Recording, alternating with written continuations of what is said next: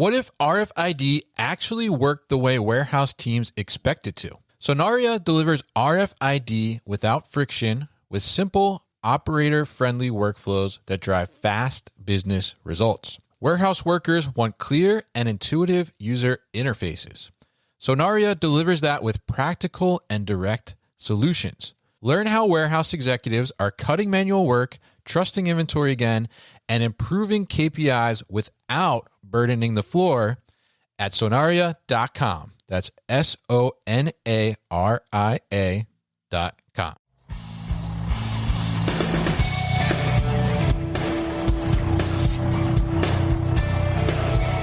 The New Warehouse Podcast, hosted by Kevin Lawton, is your source for insights and ideas from the distribution, transportation, and logistics industry.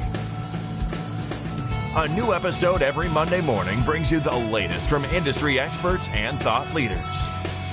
And now, here's Kevin.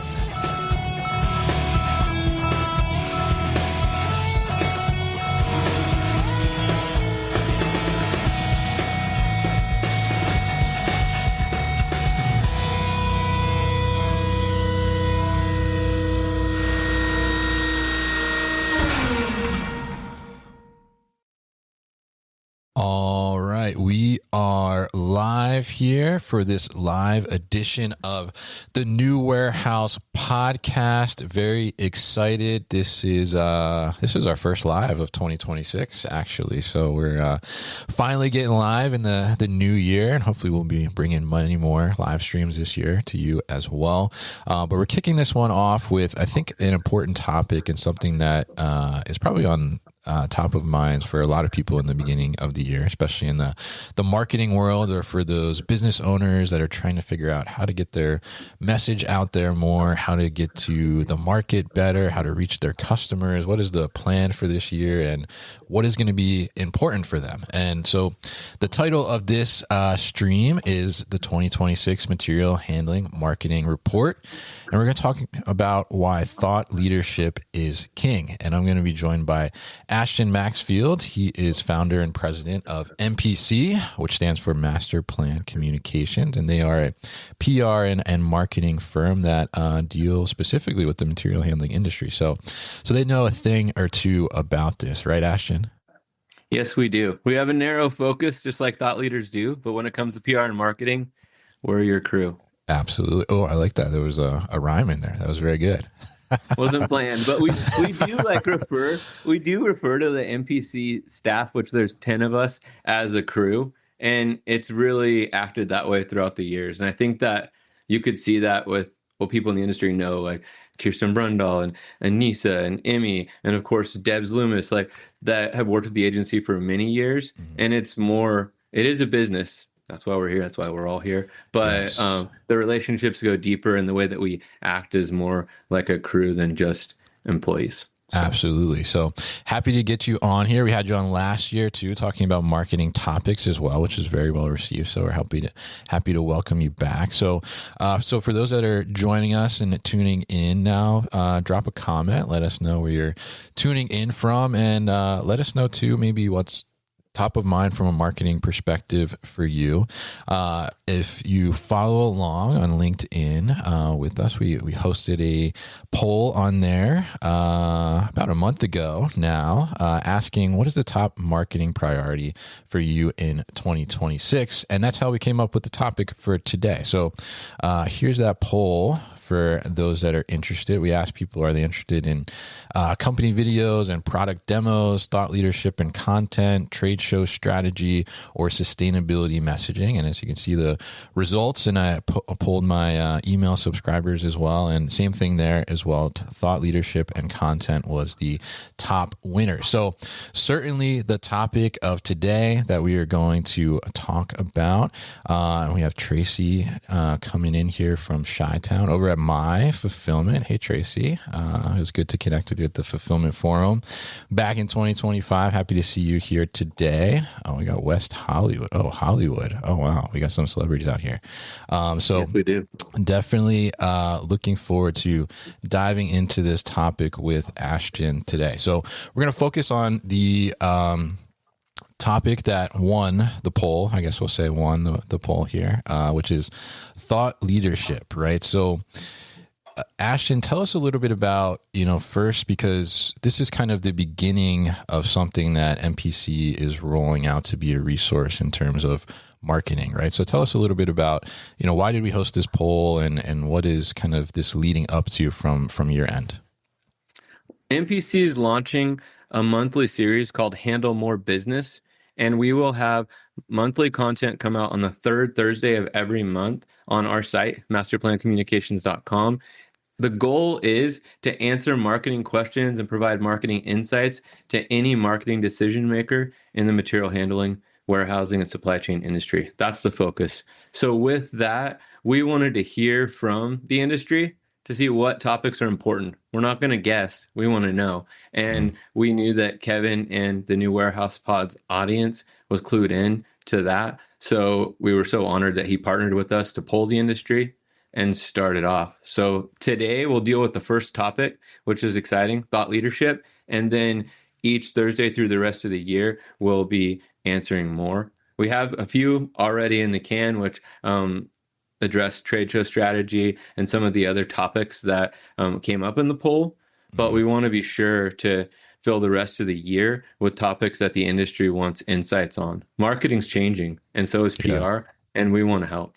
Yeah, absolutely. And I think that's great. It's going to be a great series, and happy to help you kick it off here today as well. And I think for that series, right, as you said, you want to know, what do people actually want to hear about, right? So I think today you're offering a little incentive here, right, which we'll put at the bottom of the screen. So if people want certain topics that they want to hear about within that series, or just in general from MPC, put that in the comments, and Ashton says he's going to give out some $25 gift cards to people that drop those in the comments. So definitely take advantage of that. So now, Ashton, let's talk a little bit about, and I see in the comments we got a strong showing from Dallas DFW in here. So shout out to those people out there, and hopefully you're thawing out by this point. I know that's a little traumatic down there in Texas, the ice and things like that. So Ashton, let's talk a little bit about these results from the poll, right? So were you surprised at all by thought leadership and content being the top response? I wasn't surprised. I wouldn't have guessed that would be number one. So I guess the short answer should have been I was a little surprised, but I knew it would be in the top. And there's a reason for that. The reason is that authenticity and real connection is more important now than ever in the digital landscape. And there's a lot of factors for that. One of it is like losing trust in traditional media, which hurts me because I'm a PR person to the core, and media is important, an important part of our country, but it's true. And with that, authenticity and having those real relationships are super important, and thought leadership plays right into that. Yeah, absolutely. And I think that authenticity plays such a huge part in business today. And I think like that's actually interesting. I see Luke's comment here. I think most of marketing position will be eliminated in the next 5 years due to AI, right? So, I think that, that AI portion as it's coming in, right, is that authenticity, as you mentioned, from kind of human connection and human representation becomes even more important and like rises to the top, right? Which I think is a great point there. So tell us a little bit about, let's dive into this topic here. So what actually qualifies as thought leadership, especially in our industry? Like how would you consider thought leadership? Is it just like throwing a post up on LinkedIn here and there, or what actually goes into this, and what is the definition of thought leadership in your perspective? Well, the number one rule in thought leadership: don't talk about thought leadership. Oh, no, are we making a mistake here today? Because we're talking. Number 2 rule in thought leadership: don't talk about thought leadership. No, I guess that's Fight Club. I'm just kidding. But one thing that's true with that, is a true thought leader is an educator, and they're someone who has a really narrow focus, and they're a true expert in that subject matter. And building on that, I don't know very many thought leaders that are super arrogant or cocky that I want to hear from. Do you listen? Do you like to hang out with like arrogant people? No, not really. No. No, and neither do I. And I think that as people come, like it seems funny. It's a funny question, and the whole Fight Club reference was meant to be funny too, you know. But the truth is that when it comes to digital communication, when it comes to speaking, a lot of times, maybe not knowing, people come across as kind of cocky or even arrogant in their tone. And I think that that's something to like just call out in the beginning and talk about where we come from and our position and our voice as a thought leader. So, Yeah. but as we get there, is it okay if we take a couple steps back and talk about thought leadership then and now? Yeah, let's talk about that, because I think, in the beginning right here, you were talking about that, obviously like marketing is changing, right? And I think, the kind of channels and the avenues that some of this may happen has certainly evolved as well. So talk to us a little bit about, I guess that like take some steps back and let's talk about kind of what did thought leadership look like, maybe back in the day, right? And how has that kind of evolved to today? Absolutely. Well, to do that, I think that with the then part, let's like I was thinking about it, and I actually remember the author of one of my college textbooks names, and I think that might make me a full nerd, but the author is Scott Cutlip, and I want to give a shout out to him because I learned a lot from thought leadership from that book that goes all the way back to when I was in school in the early 2000s and in 2000 actually. And then also Joan Gladstone, mentor of mine that I learned a lot about thought leadership from. And then more recently, Drew McClellan. Drew McClellan has a book called Sell with Authority. He's a guy that I know that is a true thought leader. And in that book, he breaks a lot of this down. And I just wanted to cite that. And if someone wants to go a lot deeper into this, I would recommend checking out Sell with Authority. Not doing a commercial for that book intentionally, but I always want to like cite information where it comes from. And I've been studying PR and a part of the PR community since 2000. So it's been a long time, but I definitely learned from some key people and want to give credit where credit's due as I speak. Definitely. Shout out to them. So yeah, shout out to them. So jumping back like then, so Scott Cutlip defined PR, and thought leadership, whether anyone on this call or in our world knows, is a big PR function, which you're really good at, Kevin. So I don't know if you knew you were a PR guy, but you're doing it. Thank you. I'm trying. Yeah. Okay. So Scott Cutlip, I'm going to get like kind of technical for a second, but Scott Cutlip defined PR as establishing and maintaining relationships with the various publics upon which the organization's success or failure depends. And that really sums up a key part of thought leadership. So with that, I think it's important to think about pre-digital communications, which I think of as then. I just wanted to break it up into like two eras of thought leadership. Sure. Then, pre-digital communications. In that world, I see like Kirsten Brundle and some of the rest of the MPC crew on here, like Emily, Rachel, Anissa, anybody else I missed, like shout out to the MPC crew for sure. So with that, if you're thinking about then Kirsten was right there with me in it in the early 2000s, shoulder to shoulder, lining up, speaking opportunities, contributed articles, other things for executives. And when we did that in the then time, there were gatekeepers. So for a thought leader to be able to have a platform to speak at a trade show, a conference, in the trade journal, or even better, in the Wall Street Journal, which was the very top thing then, or the New York Times, both, which Kirsten and I work closely to line executives up, positions there. There were such limited media outlets that they resonated more and they carried more weight at the time. And with that, before a leader got that position to speak, whether it was at an industry trade show, conference, or contributor article, or just being interviewed for an article, that publication or event, putting them in that position to speak, gave them third-party credibility.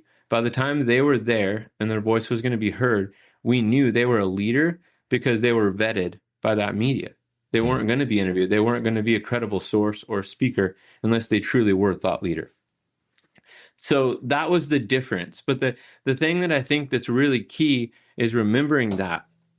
And as we go to now, Today in the digital world, anyone with a digital phone, laptop, any digital communication can be a spokesperson, can have a communication channel instantly, from kids all the way up to adults.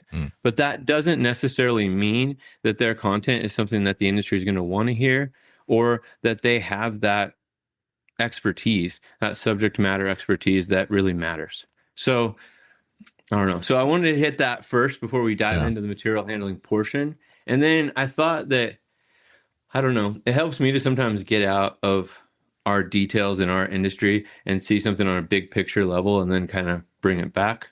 When I was actually at your event the other night, Warehousing After Dark, it just like impressed upon me so much how deep of a subject matter expertise so many people in this industry have. It's amazing. Right. Yeah. So many. Yeah. Yeah. And I think it is so interesting, right? Because there is like a deep knowledge that exists within the industry, as you said. Like we had, and I see Cliff checking in here, who was the sponsor of that night over at Hardesty Technologies, and they had Joe from their team present, and he's like a deep expert, right, in the space, and was talking about that. So yeah, I mean, there is a lot of knowledge that exists in here. So tell us a little bit about, how do we start to like cultivate some of that knowledge into this thought leadership?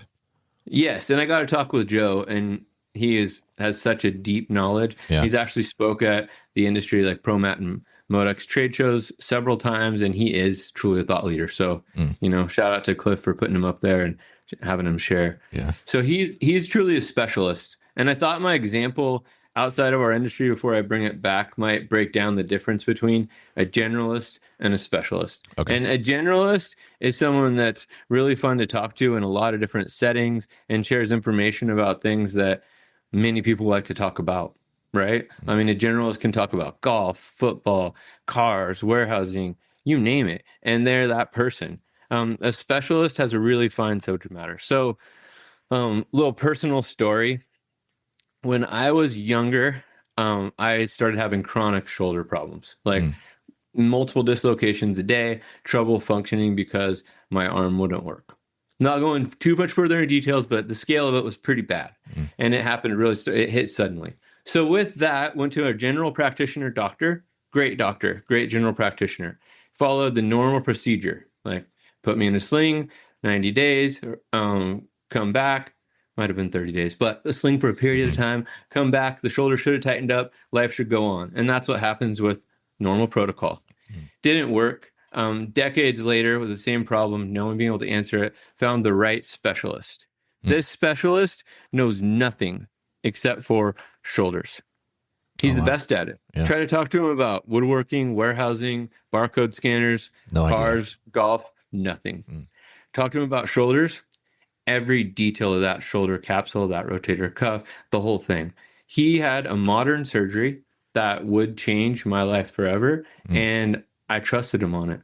Then I had the same problem before the surgery. I had the same problem with both shoulders because it's a genetic problem. He did an MRI at his office that day, stayed after hours because I was traveling from out of town to see this specialist, looked at it, would have benefited him greatly to do surgery on both shoulders, double the money. Sure. He looked at it and he's like, no, the way with your age, the way this shoulder tightened up, you do not need surgery on that left shoulder. It is okay. The tears and the ongoing damage to your right shoulder must have surgery. That's a specialist, and he has a very strong point of view, and he has a very strong opinion, and he is a subject matter expert. So that's really the difference. If someone, now I want to kind of bring it back to our industry, and answer your question, but if someone wants to be a true thought leader in our industry, like whether you're focused on inside the warehouse or supply chain, either of those, you really need to provide value and provide that expertise. And on the channel you choose to share from, which we can get into content later, that you don't stray from that. It's not the same as having an opinion about everything and being general. You really need to have that focused opinion. So I wanted to be sure to hit, I listen to a lot of podcasts. I read a lot. And sometimes I get done doing it and I'm like, Now, what was the key takeaway? How can I use that to improve my life today? It was entertaining and I learned something. But so I'm hoping that today and throughout this, that I'm able to like dive into the details of how to be a thought leader, and then also some action items for anyone listening to take, which we can kind of get more into. Yeah. But a material handling leader that is a thought leader, when they choose to share, they should be focused and have a focus area that they choose to go into. They should be a specialist and not stray from it. As soon as you start sharing opinions beyond your area of expertise, your credibility goes down, especially if you're wrong once. They should have a public presence. They should be an educator. And I think about that specialist doctor as an educator. He really broke down exactly how my shoulder worked, showed me a model, showed me the MRI, talked to me about why I had these problems and how this modern surgery would fix it. He's super passionate about it, so passionate about it. And that passion is not shared for a subject matter expert beyond other people that care about that same thing. So on the streets, selling out an arena, other things, not that many people are passionate about the inner workings of a shoulder capsule. I'll tell you who is, me, because it changed my life. Yeah. Number two, people who are specialists for shoulder, orthopedic surgeons, those and people advancing biology and medicine, that world is, and that world follows him. But it's not going to be the general public. If you are an expert in material handling and that's your area of focus, it's not the same as becoming a Mr. Beast. Mr. Beast appears that everyone cares about that. Sure. It's fun. It's entertainment. This is not entertainment. This is education. But that passion, I mean, you're passionate about what's in the warehouse. Are they sexy warehouses? Yeah, of course. Yeah. If you doubt that warehouses are sexy, we got to change your mind here. But I do not. Yes. Very good. Very good. So, but on that note, you got to have that passion. Yes. And you have it. Like I love it. I've been doing this for 15 years on the last New Warehouse pod. I've been doing PR and marketing a lot longer, but focused on warehousing and supply chain for 15 years since I started MPC. And I am passionate about it. And I kind of got into why on our last pod, and I don't want to detract the time because it was my goal to have the shortest New Warehouse pod ever. And I think we might be blowing past it, but I was trying. In addition to passion, which we both have, you need to be significant. And that significance does take time. But as you provide real value, real education that connects you, the significance elevates. And you need to have a strong point of view. If a thought leader is sharing the same thing that anyone else could share or that is generally available through AI or the internet or any other source, it's not true thought leadership. It needs to take that general information and have a point of view to stand out. Yeah, absolutely. And I think that point of view, right, and having a thought on it. And I think, you had a great point earlier about, making sure that you have the point of view, but don't tread into the kind of arrogance, right, level on that, right? Like not the point of view that like, okay, well, this is my opinion, and it's not opinion, that's fact, right? What I believe is fact or right in that sense. Like, this is my thought on this, and this is my stance on it, right? But being open to that conversation as well, right? Because I think that conversation is great when it comes to thought leadership. So let's kind of start to break down like how to start to develop this thought leadership, whether it's for an individual or it's for like the company as a whole. And I think maybe the first question I have there for you is, when we think about like thought leadership within a company, right? How do we start to identify like who is the thought leader or who could be maybe multiple thought leaders? Like how do you start to identify that? Is like a certain role? Is it a certain person that it should be? Like, how does that kind of start to work the beginning of the plan?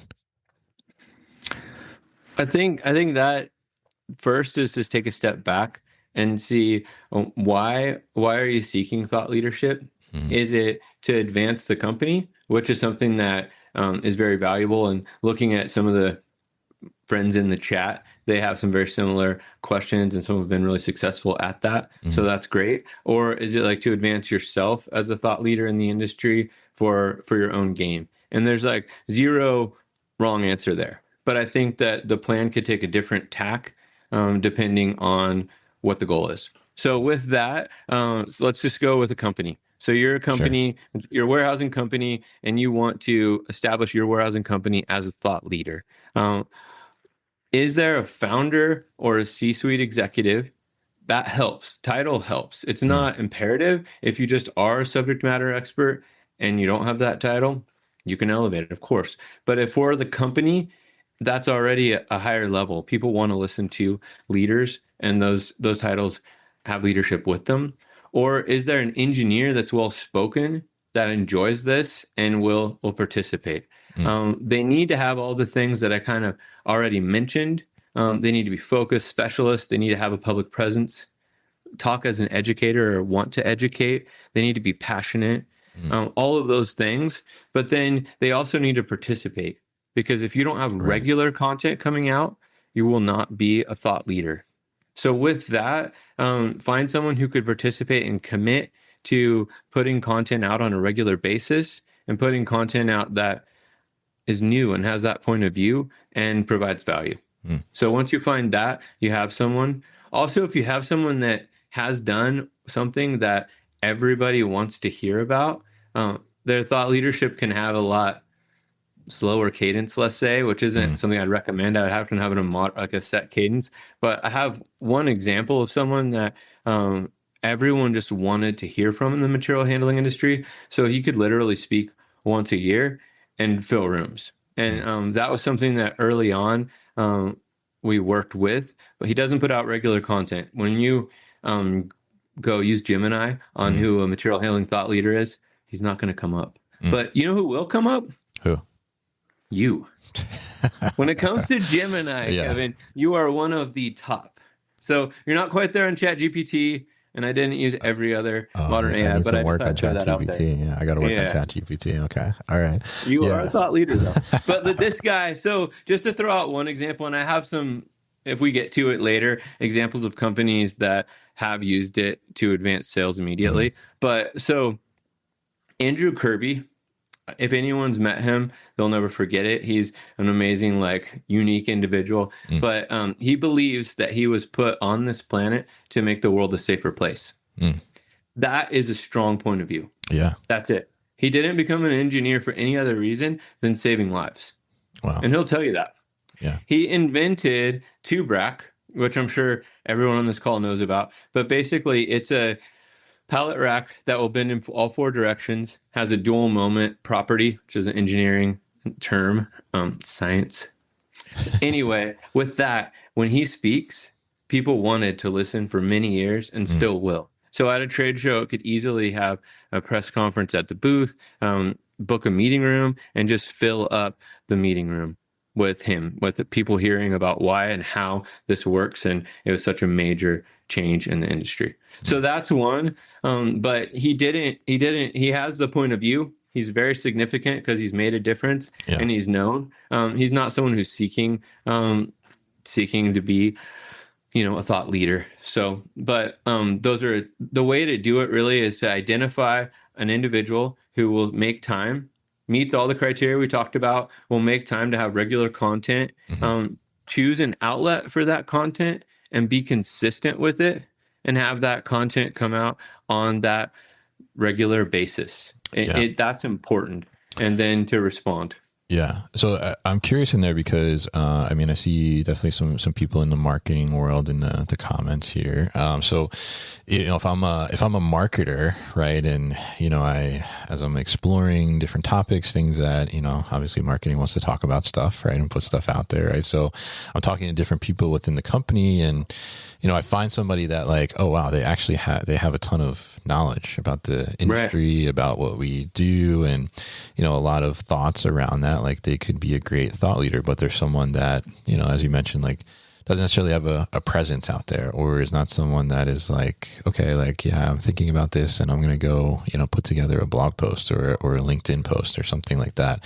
How does the marketer, help maybe assist that person and kind of, I guess, maybe coax them a little bit or help to boost them up in terms of, developing them into a thought leader, right? Because one thing, right, I think from what you're saying, like the thought leadership has to have, thoughts, right, in the first place, right, and has to have an opinion, right, something they want to talk about, and something that they're a specialist in, as you talked about, right. But oftentimes what I see in this industry specifically is that, there's tons of knowledgeable people, but they're not out there like that, right? They're not like posting about it, or they're not on LinkedIn and talking about these things.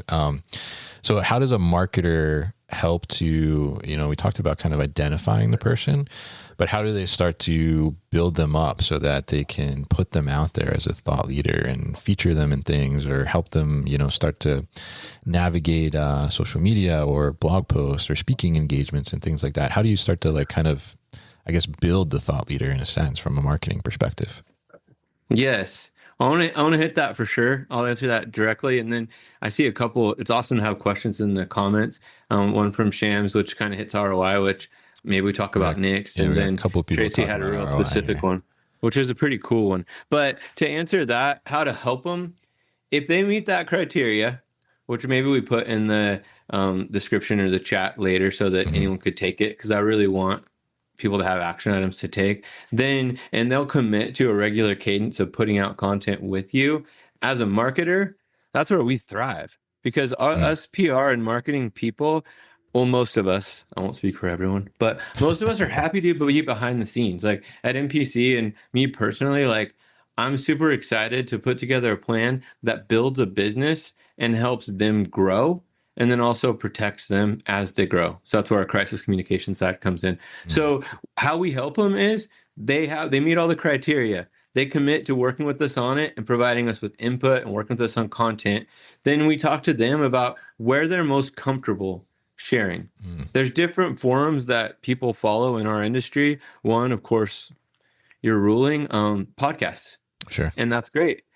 You're also super active on LinkedIn and have a really great audience there that is engaged, which is great. Those are two, like the top two really are video, whether you're using YouTube, LinkedIn, or another social channel. If you're going to write blog posts, and those blog posts can also be featured on LinkedIn, but taking a moment for that would-be, soon-to-be thought leader and stepping back and analyzing who do they need to connect with, which seems really elementary, but it can't be missed. So take a few hours, break down the company and the company's goals and their sales model.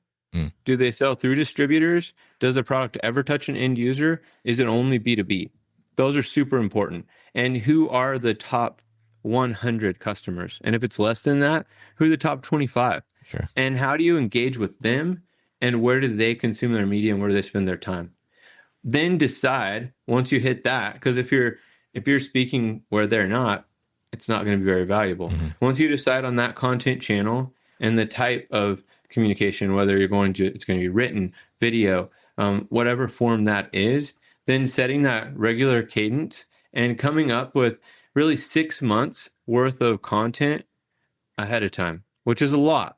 If you're doing 1 month major cornerstone content piece, 6 months is totally doable.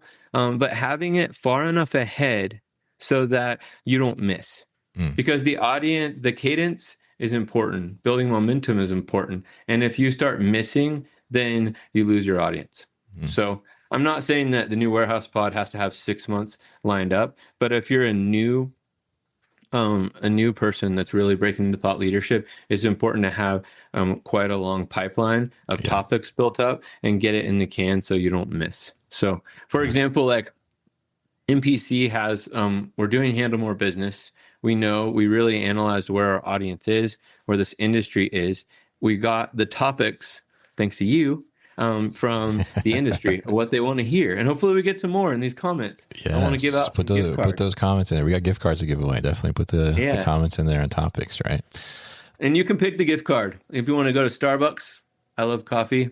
If you want to go to Bass Pro or Amazon, where you can get anything. So, yeah.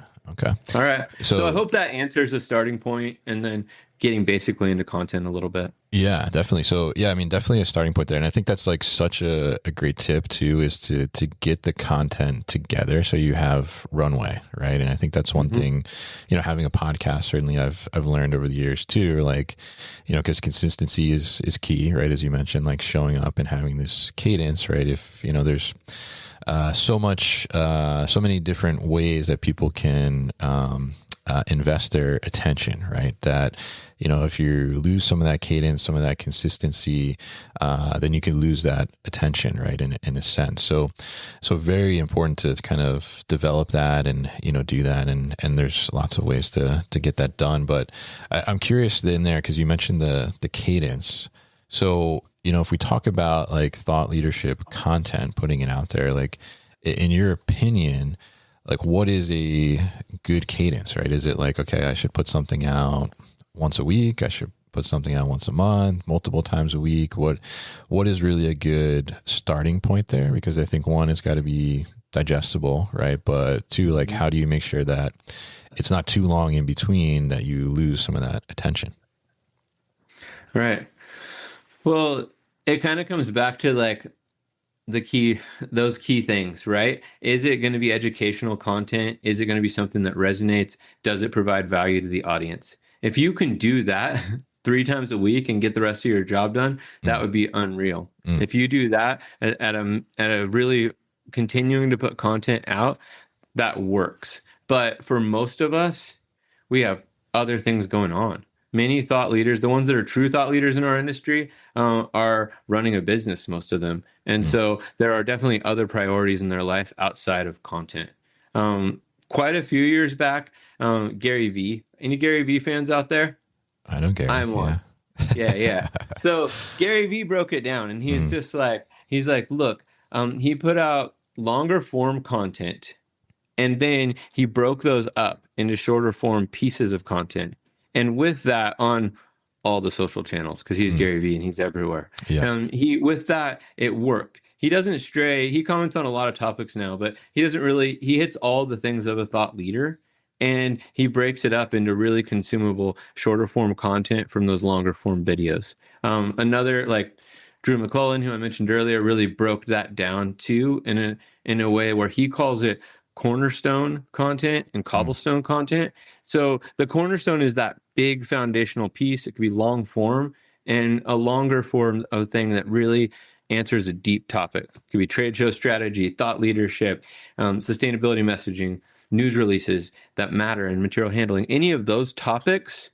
But then like if that comes out once a month, that that cornerstone, big long form cornerstone piece of coverage, you can cut it up into smaller cobblestone pieces that come out multiple times a week and still keep that audience engaged and share. The one thing that people often think on social media today is that they could share too much.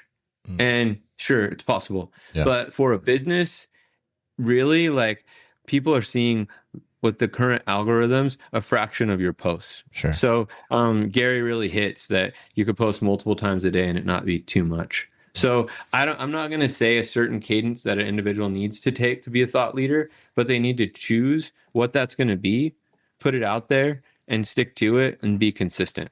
So those are some things to like take into consideration as they choose that strategy. Yes. Yeah. And I think Gary's great. And so does Seth too. He says Gary is awesome for sure. And I mean, his cadence and consistency is unreal. I mean, he's got like a full content machine totally built that's unstoppable, I think, at this point. But I think, that cornerstone piece of content too is such an interesting point, because, the one thing that like my biggest takeaway ever from Gary as we're talking about him was that, and one of the reasons that I found the podcast to be such an interesting thing as I started to learn more about it and the marketing and things like that was that, if you create something, right, you think about, if you were the kid or you had that friend in high school that, parents were out of town and you would be the one that always has parties, right? You were like the house for the party. Well, everybody gravitated towards you, right? So how do you create something where people like want to gravitate to it and be kind of that source. And that was my best takeaway from Gary ever, I'll say. So,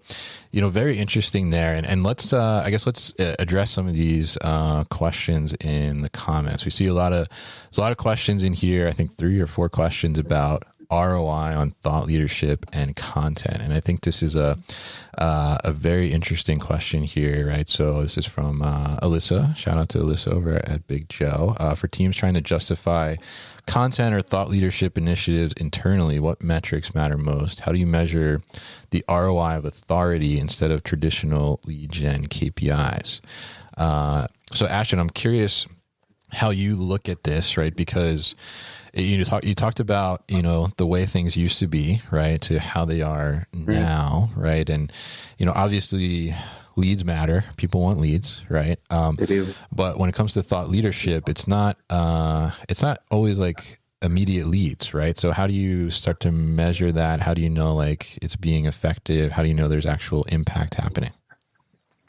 Well, thought leadership is really an awareness piece, credibility and awareness. And those are really hard to track directly to leads. But I do have specific ROI examples I'd like to go through and talk from there. So really, ways to measure it, I would break it down. Break it down into 2 areas is what I recommend, between like current customers and look at your business model. Because in our material handling industry, there's so many different business models. Is it all direct? Is it through dealers? Are end users involved? But break it up into the touch points of your business model. Because one thing that can be overlooked in marketing, I'm sure no one on this call is overlooking it, but some people can overlook the value of current customer relationships, current dealer relationships. And having that position of authority strengthens those relationships and makes you more sticky. They want to be connected with the leader, with an authority person, with a strategist. One other thing that I noticed in a question in here was, and I can't remember, it was more of a comment about AI replacing jobs. Sure. And AI is going to change things. It already has, and it's going to continue to have a dramatic change. I mean, was it the last pod that an AI bot interviewed you?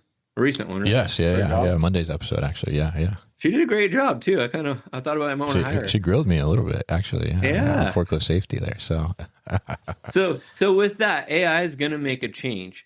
However, the C-suite, the executives and leaders and decision makers want strategists. They want strategists that can sit at their table, and that's going to be more and more value. It's going to be more valuable than content, than creating ads, than designing a trade show booth. Some of the traditional marketing functions are going to change, no doubt.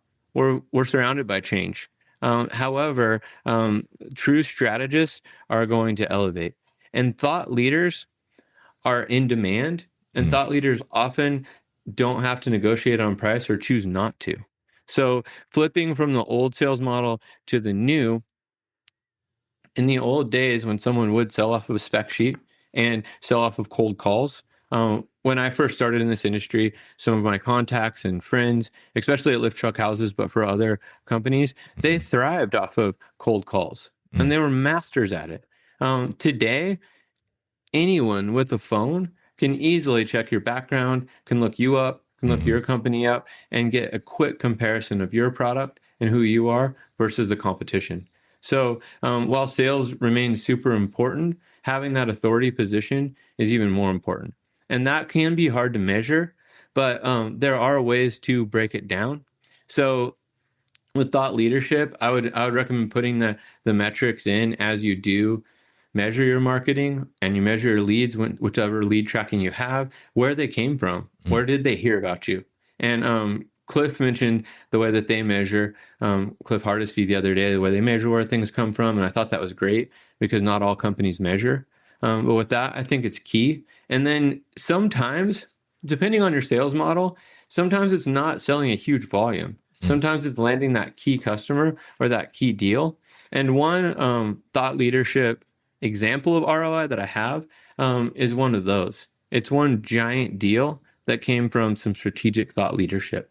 So going back in 2023, we were planning for the upcoming trade show season. which I know everybody's getting ready for Atlanta, Modex, and they're in it. With that, as we were planning, our client that we've worked with since 2011 actually was when we first met with them, which is Hannibal Industries, that now became Nucor, which has been an amazing transition, and super happy to still serve them as PR and marketing counsel. With that, working alongside of them, our thought process was their leadership and sustainability. They have closed loop recycling. So basically, just to sum it up, I know you know all about it, Kevin. I do, yeah. We talked about it at ProMat last year, right? Yeah, and you were on the panel, which was amazing. You moderated. So with that, they have something. They take down pallet rack that has been damaged and is unusable. They melt it. They form it into new pallet rack, and they put it back out. So that is completely closed loop recycling. It's very rare. It can't happen in every industry. A lot of industries, there's more waste, but in steel, it can. And with their really modern steel manufacturing process, which is so cool, they can do it. So we went to MHI as an agency, and I want to be sure to, like, we work alongside our clients. We advise them on strategy and sit in that strategic role with the C-level, and we work as a team. So there's really great people at MPC that are on this call that were instrumental in this and did it. I got to be the spokesperson. Like I was saying today, I'm like going to be the MPC representative on this. But there's a crew that did this. So I'm not taking credit, guys. Credit where credit due. Anyway, the team was like, all right, let's talk to MHI. Let's recommend a sustainability panel for the show. They pitched it, and it happened. And that has grown into like a sustainability showcase, which is super cool. And you moderated it last year, which was awesome because your platform brings a lot more people than me being the moderator. Yeah. So I was super happy. I recommended we see if you would do it, and you did, which was great. That announcement back then, so started in 23, the planning, announced it in 24, was able to do a sustainability showcase with MHI that has grown broader. And it really pushed that closed loop sustainability, which is something that major retailers and major, big box retailers are looking to do. And they have directive from their investors and they're publicly traded, of course, the market, to hit sustainability goals. So them learning about this, we created more than just the thought leadership piece to it. We had video to back it up. We had other things, but that led to a huge ongoing sale with one of the largest retailers in the world. So that is one case of ROI coming from thought leadership. Yeah. But the hard thing to quantify, unless you break it up, and you say, let's measure this announcement, let's measure this, that authority position is kind of a long-term play. And you have to really break up moments to measure it or measure it in other time periods. You know, it's kind of like measuring a P&L, right? And a balance sheet. Like, look at this window of time and see what benefited where and how that played out. But that authority, you know, it transcends. You build momentum, and it's a long-term commitment with that long-term value. That's one specific example. Another one that I know has seen a lot over time is Big Joe. Big Joe has done a great job having thought leaders in their company, and some of the things that they've done, it's really led to like leads coming that are already educated on the company's services and them going down the pipeline quicker. And then they've also seen really deeper dealership partnerships because of their authority position. So I think that really comes with the long-term thought leadership, which is pretty cool. I mean, I want to ask you, like, you launched the new warehouse, was it 2019? Yeah, 2019. Yeah. Coming up on 7 years. Yeah. Yeah, man. Congrats on that. 7's a lucky number. My favorite number. Thanks. Throwing it out there. So how have you seen that over, these last 7 years, your position changed through what you've done? Sure. Yeah. And I was going to say, similar to what you're saying, I mean, I think it is, when it comes to, I guess, this thought leadership in a sense and creating content, it certainly is like a a long-term play. Like I will say, from the podcast perspective, I mean, every day we have, at this point we have, 700 some episodes, right, that we have out there in the world, right, and can be consumed on multiple different platforms, etc.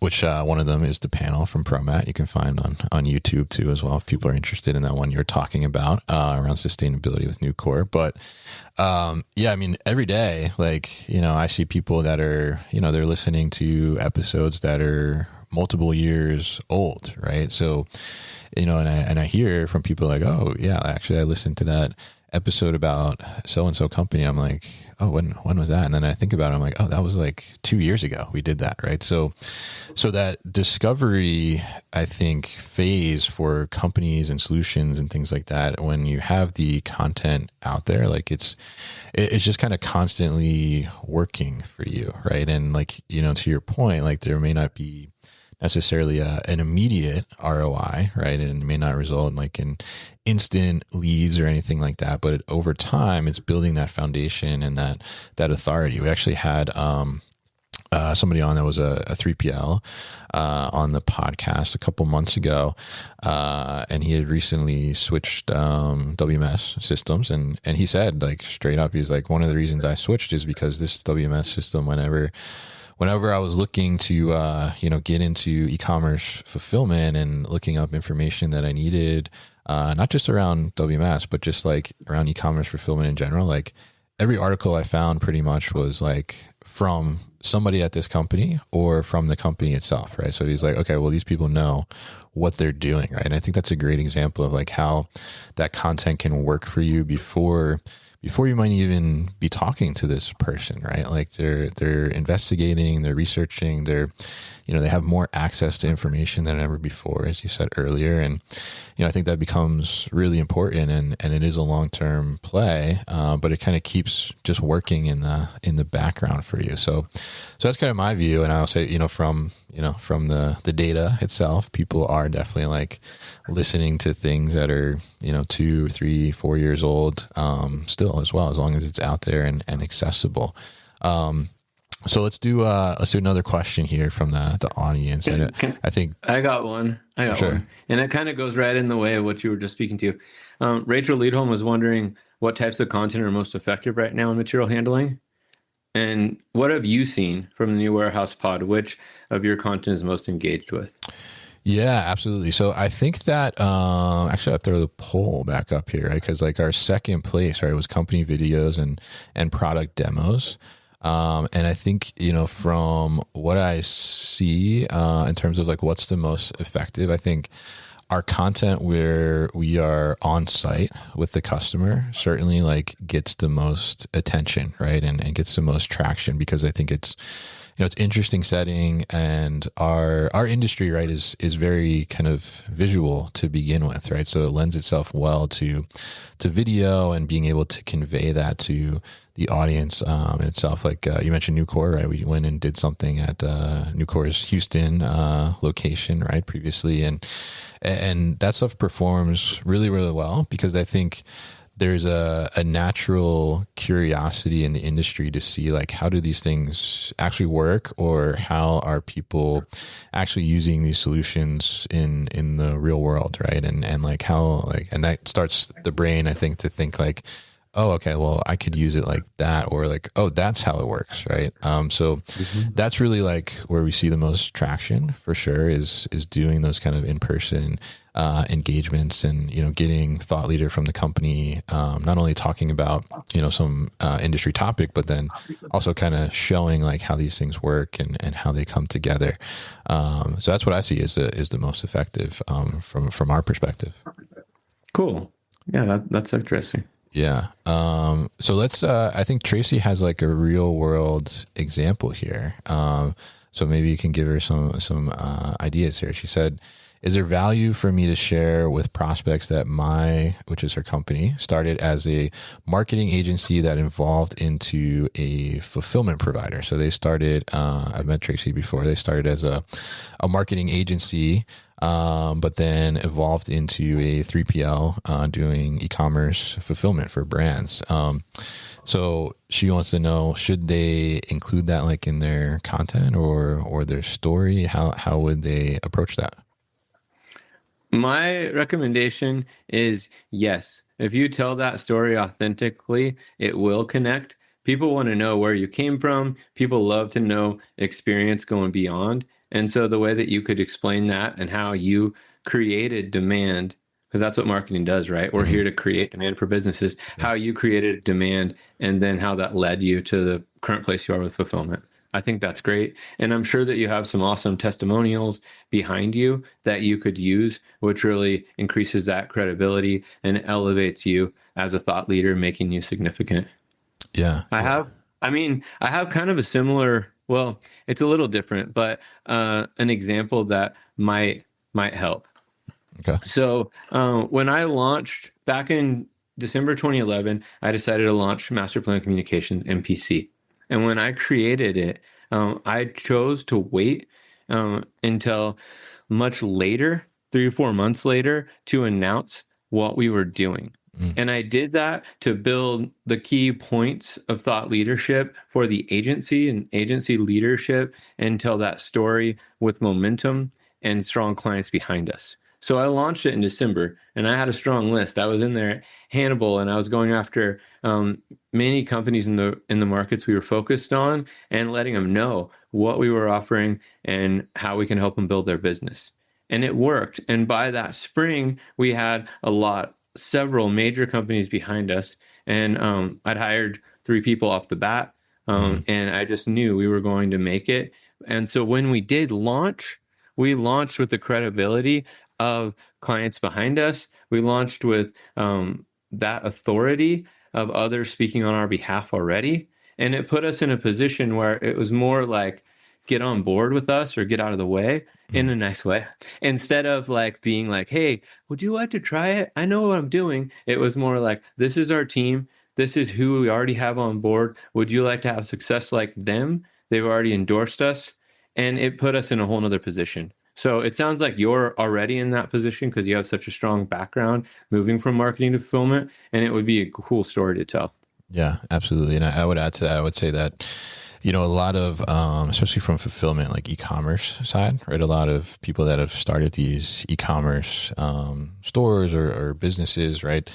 A lot of their expertise is often in like marketing, right? So I think there's like a relation there where, you can tie that like, hey, we know like what you're going through, but you may not know about fulfillment, but we also know about fulfillment, right? So how do we kind of bring those together and how do we help support them in both kind of avenues in a sense? So I think there's something there for sure. Let's see. We just got a question from Emily. I think this is a great question actually. So, speaking about authenticity and building genuine connection, would you say it is important for companies to address current events where applicable to their businesses? That's a good one. What do you think about that, Ashton? That is a great question. Emmy works at MPC. Shout out and great question, Emmy, and thank you. So one of the things with being a spokesperson and putting content out there is being timely and providing that value. So that timeliness is an important part of news. News is what people want to hear about. So it ties together. But before a company comments on current events, I would always take a step back and look at it through the lens of, does this apply to our focus area? Does this apply to what we specialize in? And is this our lane? And if it is, and you're willing to speak to that, especially with how polarizing many current events are, I would caution. But I would say if it's where you're at, then 100% yes. Some examples of those, of course, are the tariffs. Thought leaders who spoke on that and were credible and it was their lane were really elevated during that time. And that's been going on for a while. There was, of course, the first Trump administration when the tariffs really hit. And that was something where we, as an agency, worked with our clients who manufacture in the U.S. and also those that import to have statements. We had NPR on site at one of our clients speaking about it. We were in top business press with our spokesperson, and that really elevated them as a thought leader and advanced their position. So in the right current event, 100%, but definitely look at it through that lens before making a decision. Yeah, absolutely. And I'm curious there, like the balance of a thought leader and the content, I guess, that is coming from that thought leader, because we talked about, having some content like in the bank, basically, right? Kind of a runway. So what's the right kind of balance between, I guess, content that we'll say is like evergreen in a sense versus like content that is timely and commenting on something that is happening right now, like current events or maybe other industry shifts that are going on? Well, that balance can be found, I think, in looking at your specialization. So if you're specialized and you know that this really matters, I would jump on and add a statement or some short form content on something that matters. Tariffs are an easy one to come back to, but to tariffs or navigating some of these major shifts, or that makes sense. And what could balance really easily is either doing like a quick updated show or updated post or something to address that. If video is your form, jump on video and do it. If LinkedIn is more of your presence or blog, go ahead and get that up. But it doesn't hurt you from having evergreen content that matters. And I think that any of us in supply chain and warehousing can look at least the next 6 months and know, here's things that are going to matter for the industry, and here's things that people want to hear about, and I can do a deep dive on. These aren't going to change right immediately. Sure. 2 years, they may be old. 1 year, they'll be old. But in the next 6 months, this is going to matter. And if you want to jump up and do some quick thing, it makes total sense. Well, I don't know if anyone listens to the All In podcast. I don't agree with all their opinions, but I do listen. And they do a really good job of having a weekly show, having guests that matter, and then, of course, jumping in with the breaking show if there's some huge business world change. And so I think that's an example, if someone were to look at an example of having evergreen, but then also something that is quick, short lead, new news just popped up, and addressing that. Yeah. All right. Great strategy there. So let's see. So as we close this out, coming up on time here, I guess last question I have for you, right? So if a company has a $0 budget for thought leadership today, where can they start? How can they do something? Great question. And I'm happy to tackle it. So here's the takeaway. Someone in the comments when the survey was done commented that they really wanted takeaway and action items. So 0 budget, you're working for a company and you want to start in thought leadership. Number 1, like set the goal. I'm all about planning, so we're going to make a real quick mock plan here, like master plan communications is all about. So have the goal, like what is that overarching goal and what's the point of becoming a thought leader? And put it on paper, like save it and write it down. No matter what you're using for your platform, write it down, save it. Probably more digitally than paper, but have that goal. And then from there, once you have the goal, I would break down what content channel matters.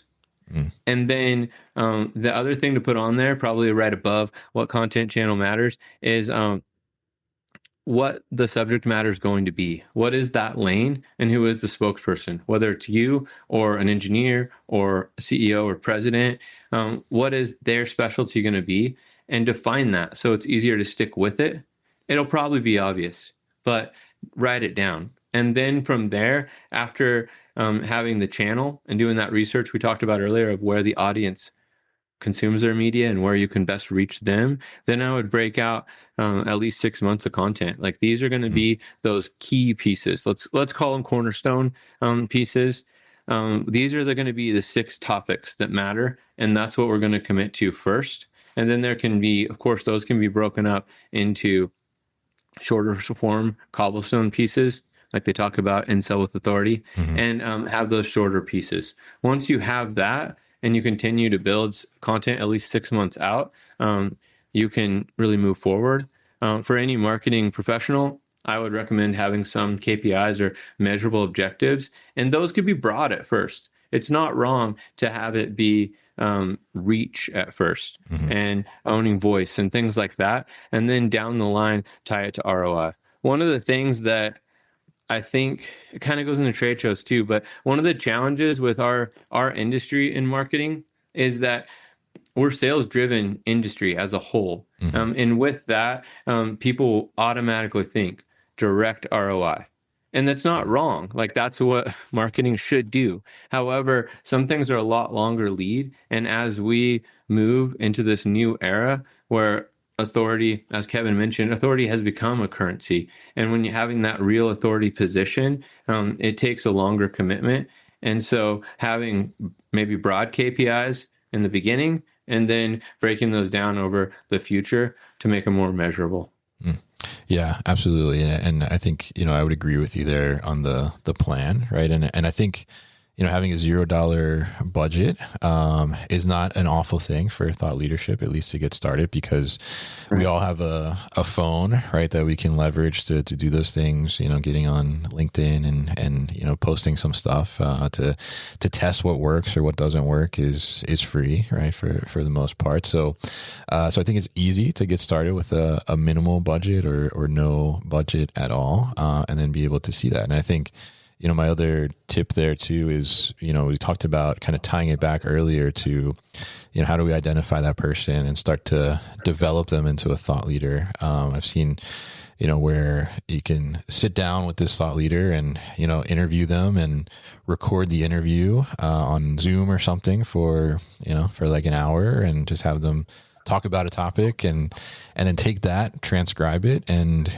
create your different posts and things from there. I think that works very well too as well. So very great to talk to you here today, Ashton, and really appreciate everybody chiming in the comments. Some great questions there, and definitely hopefully some other topics that Ashton can focus on for the new series coming up as well. So if people want to get connected with you, Ashton, or be updated when that series releases on Thursdays, what's the best way to do that? Where can they find it? You can find the series at masterplancommunications.com. It's our name. It'll be there. We will continue to post there every third Thursday. If you want to reach me directly, of course, I'm on LinkedIn at Ashton Maxfield, and my mobile number is 949-289-6493, or you can email me at my first name and masterplancommunications.com. All right. Look forward to talking to anyone. The other thing, if you could throw out anyone, like you can add them later, but if you have topics, we really want to fill the Handle More Business series with answers to the warehousing and supply chain industries questions on how they can market better. So if you have any topics you want to know more about, please throw them in there. And it could be today. If you listen to this next week and you add them to the comments, I will go back, or you can hit me directly with them. Yes, absolutely. And yeah, if you think of something you watch today and you think of something next week, come back and throw it in the comments here for Ashton, or send it to him directly. Definitely appreciate you wanting to field those and address the problems that people really care about, right? That's probably actually another great tip about thought leadership, right? Talk about things that people actually care about, right? And you can start to get some of that from as you put content out there and hear feedback and things like that. So really appreciate you joining us here today, Ashton. Great tips as always and great advice as well. Thank you to everybody for joining in.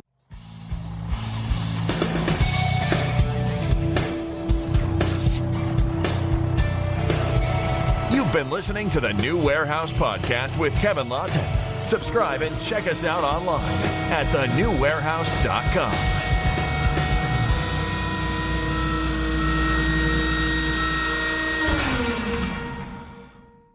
Enjoyed this episode?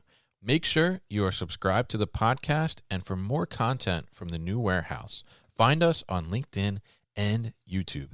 Links to subscribe can be found in the show notes, and for everything The New Warehouse, head to thenewwarehouse.com.